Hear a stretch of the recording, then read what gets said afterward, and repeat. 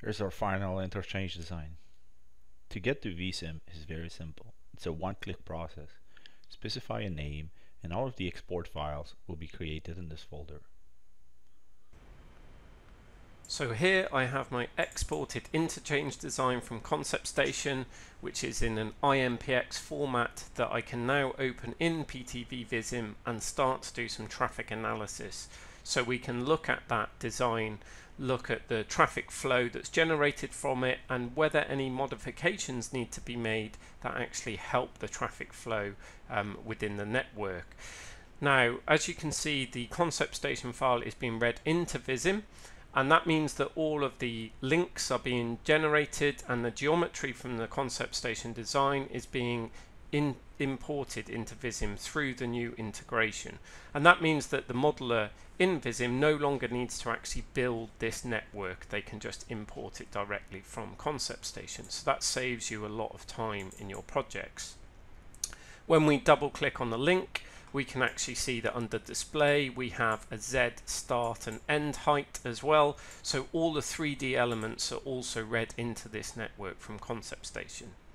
So what we want to do is very quickly add some traffic into the network. Now we'll do that on a default composition. So if we click on traffic and vehicle compositions, we can see that we have a default setup, and that default has a distribution between cars and HGVs. So of any vehicles that I put into this network, 98% will be cars and 2% will be HGVs. Now I can change those volumes. So if I have some traffic flow data from gantries or from radar that actually tell me what the accurate distribution of traffic between cars and HGVs are, I can manually input that. I can also change the speed that the vehicles come into the network.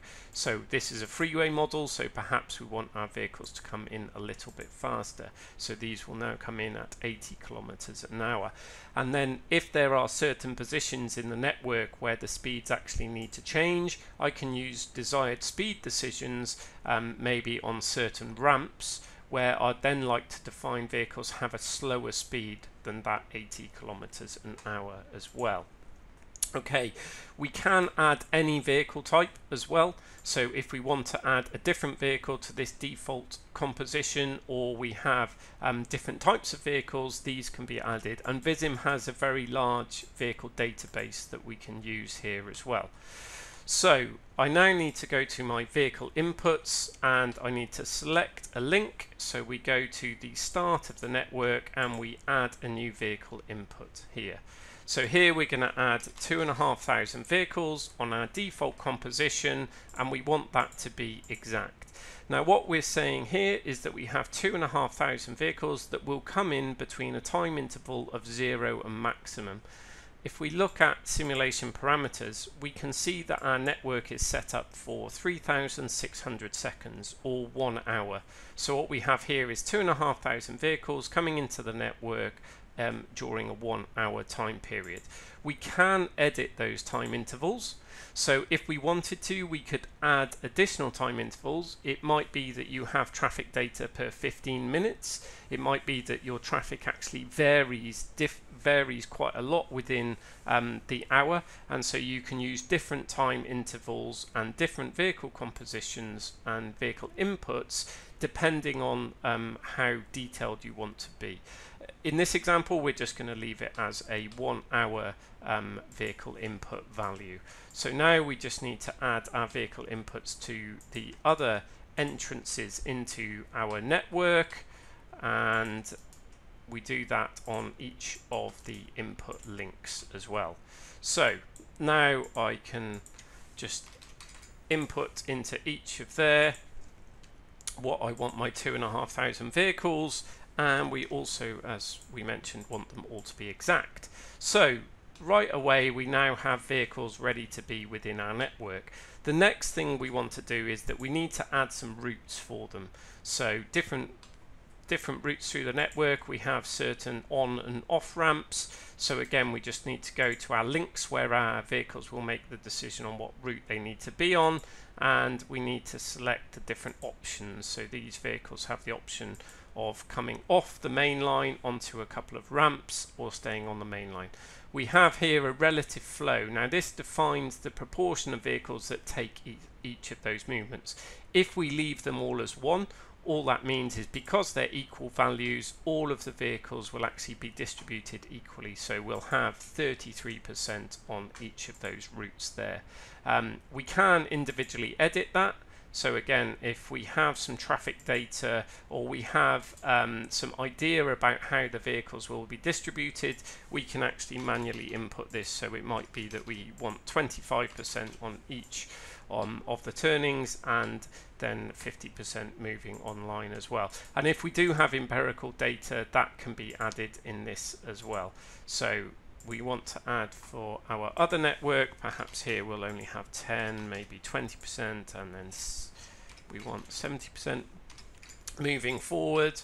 And then finally we have one other routing decision to add at this point in the network as well. So once we've done this, we've got all of our traffic in the network and we have all of our routes defined as well. So here we can leave these as default as well. So what that's now showing is actually we're ready to run our model. So right now we have our vehicle inputs and we have our routes defined. So within 5 minutes of importing our network from ConceptStation, we can have a functioning microsim model that we can actually start to evaluate, and that's a really powerful thing and will save a lot of time in your projects, particularly when you're evaluating designs. So if we did want to do some evaluation, what we can do is actually configure our links to report some data. So here we have links set up. They will collect data and they'll do it on a 100-second interval as well. So as the simulation runs, every 100 seconds we'll report new evaluations from all of the links in the network, which we can then use to evaluate our design. Now, we want to export the traffic that we're generating back to ConceptStation for 3D visualization. So we need to set up an animation recording. So if we go into here, animation recordings, we can see that I've already set up a file name that's called export interchange. It's for export into an ani.txt format that can be read into ConceptStation, and then we can define the start and end of that of the animation as well. So we don't have to do the whole hour. We can just record certain time periods within that. It might be that you're creating a visualization at the end that only needs to be 5 minutes, therefore you can export 5 minutes worth of traffic animation. Okay, so now we're ready to run our model. So if we click on simulation play, we can save our changes, and as we can see from the bar in the bottom of the model, that we are now running our simulation. And this shows seconds. We can actually change that. So if we would like our status bar to show time of day, then this will show time of day as well. So our cars are now being generated in the network at our edges and they are traveling through. So as we can see now, we have vehicles within the network moving through. Now we are taking some link evaluations. So if we go to our evaluation and results list, we can go to our link segment results and we can see that data is starting to be generated here. So within our first 100 seconds, we can see that we have one link segment. It's having a density of 24 vehicles, nearly 25 vehicles. We can see what the speed's being recorded there, and we can also see what the volume is as well. So we can see that we are generating data that we can later evaluate to see whether or not this design is performing well. We can also see that visually. So if we wanted to change our links to a certain color scheme, then we can define actually to export data and visualize data within our links, for example with density. So here we're just setting up a color distribution that will show the higher the density will be related to the higher vehicle volume, and that will show as a darker red. So straight away, as I've turned that density on, we can actually see, unsurprisingly, that in our merge areas we are having a higher vehicle density, and that's because vehicles are changing lanes in that area. And the same can be seen with our merge areas as well. So where we have merging traffic, we can also see that we have a higher link density, and that can tell us that perhaps what we would look to do is maybe extend some of our taper lengths or add an additional lane to our merge areas in order to get satisfactory traffic results. So now we are running our simulation, we're evaluating our simulation, and we are recording an animation file that will be able to be read back into ConceptStation and visualized for our vehicle volumes. So we can see very quickly, within 10 minutes, we've generated our traffic within the network and we've started to evaluate our design. And here we have an animation export that is ready to be read into ConceptStation. Alright, let's have a look at the result produced in VISSIM. So we can simply attach the any.txt file, which contains the car and their movements. Then switch to the visualize mode, which will trigger the LumenRT engine embedded in ConceptStation. Once we are in LumenRT, we essentially have a live view that is rendered for us at high quality in this case, and in which we've added trees and also of course the cars coming from VISSIM. So those cars follow all the movement established by the person using the VISSIM software. So that's really fantastic, and it's all rendered live, no need to create a video.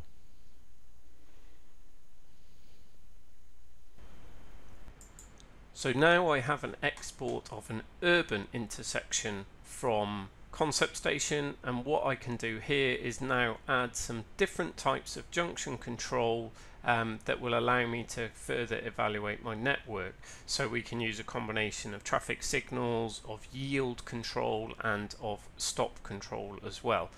So I already have set up my vehicle routes within this network, but we will just add one more vehicle route for our 3-arm junction. So again, we're setting up the number of vehicles that will turn left and right.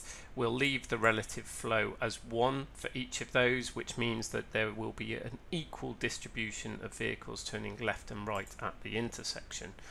Now we want to add our stop signs. So here we select stop signs and we click on the link and add a new stop sign in that location. We'll leave it as a standard distribution at the moment for this intersection. So again, just add these for each of our arms. So now we've got our stop signs actually set up, but it might be that we have a yield junction in this location, or it might be that vehicles actually also need to see each other. So we can set up conflict areas which allow vehicles to determine who has priority within a junction. So as I mentioned, this can be for yield control junctions as well as stop control junctions. So here, if we select our conflict that's been identified and we right click, we can toggle between who has priority. So what we're showing here is that the side road will give priority to the main road for the right turn movement. We need to do the same for the left turn movement, so again the main line has priority, and then the far side lane as well for the vehicle exiting. So now we have green set up for our main movement and red set up for our side road movement. So vehicles here will identify that vehicles entering from our side road will need to yield to vehicles that are on the main line. Okay. So that is a stop control and yield control junction set up for us.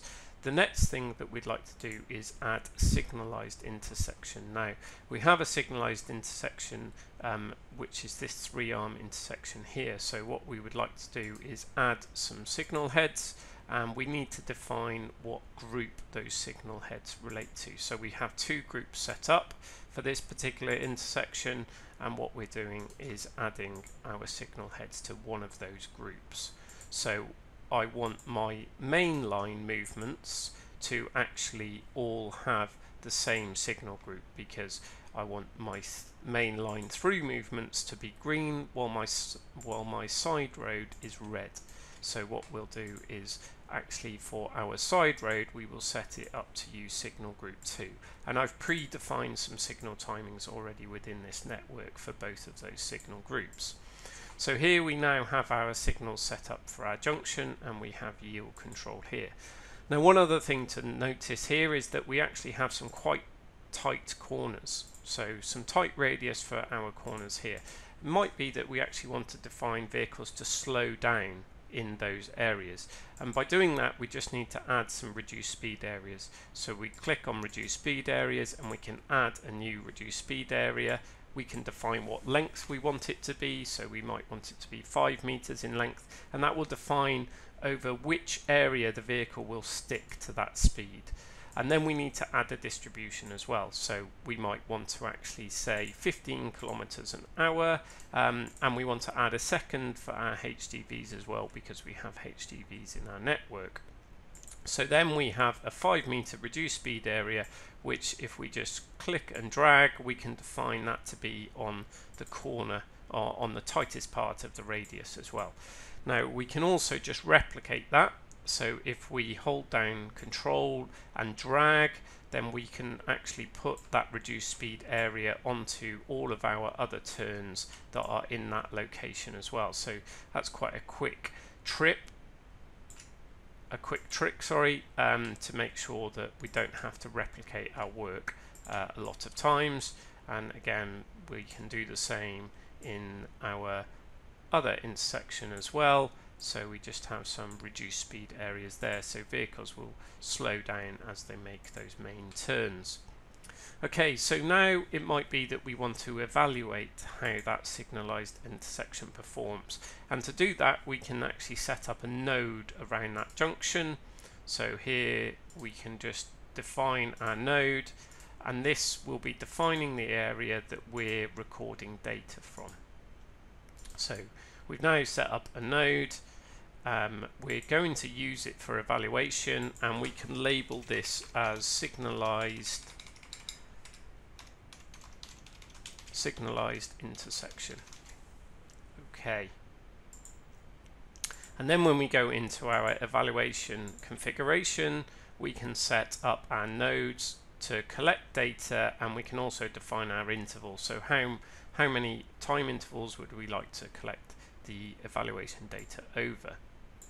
Okay, we also want to make sure that we are recording our animation, because again we want to export this to ConceptStation so that we can visualize it in ConceptStation.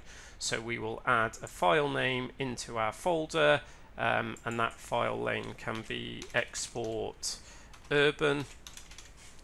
So our urban intersection, we actually want to define this as not for replay, we want it for export, so we generate our ANI.txt, and again a start and end time. So for this we will leave it as the entire model duration, which is 1 hour. Okay, so we have now our control added to the network, and we also have our evaluation added to the network. So now we can run our simulation.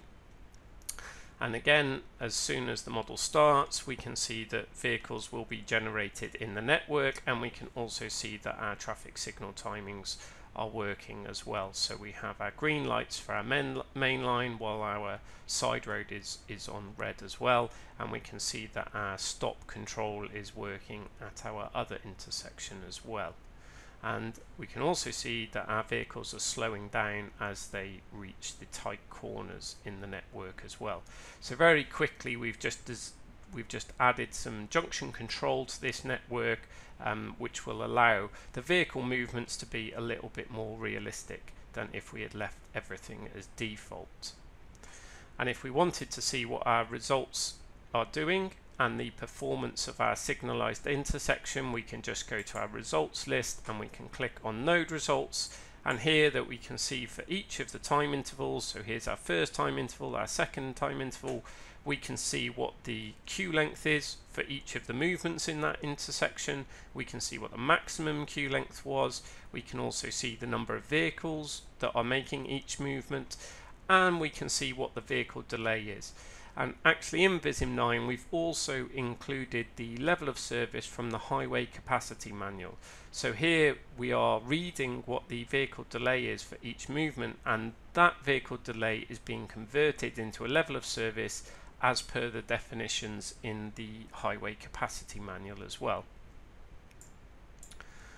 So we've very quickly generated a network and added traffic into it. We've now evaluated our network to see whether or not it provides a sufficient level of service, and we are recording our animation so that our vehicles can then be exported into ConceptStation for further visualization and 3D rendering.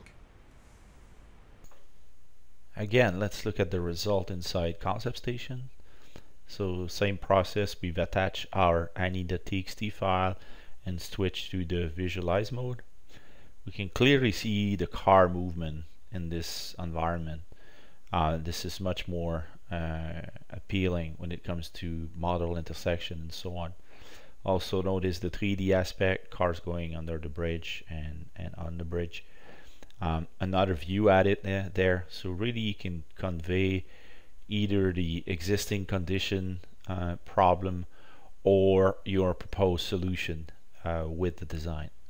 So in a nutshell, this is a very, very powerful communication tool, but also an analysis tool allowing you to find problems.